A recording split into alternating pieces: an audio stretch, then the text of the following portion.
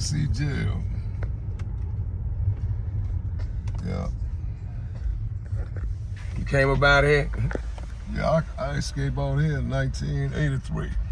Right. How was that? In a police uniform.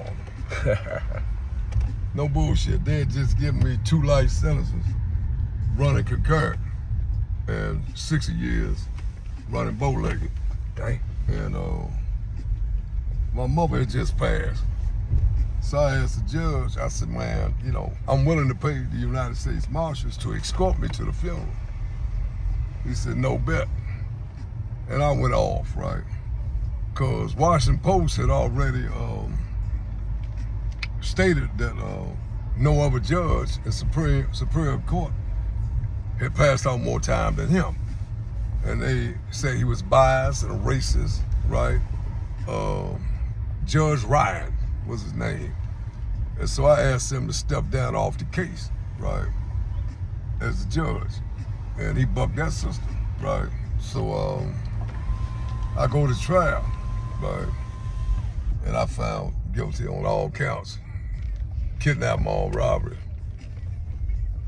And you know, a lot of times in that system, right, it ain't about, you know, a lot of times they be on your line just based upon the things that they feel you got away with, right? So I guess they feel we'll get them on this. And it was one of the most prominent hotels in the 80s, and that's the Ritz, right? When you see movies, they talk about, let's go to the Ritz, right? It was big shit, you know. Then, you know, in these days of time, it's Paris Hilton Hotel and all this shit, right? But because it was diplomats and dignitarians and doctors and lawyers and shit up in there, they feel like they couldn't come up with a point of entry. How did he get in there, right?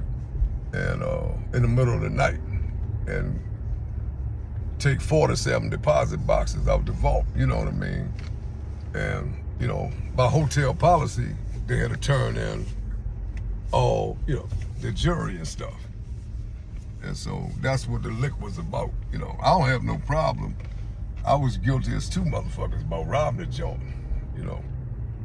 And they said it was 3 of us went in there.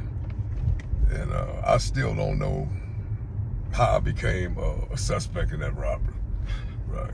But nobody came in but me. I had no co-defendants or nothing, right? And they gave me 60 years of life.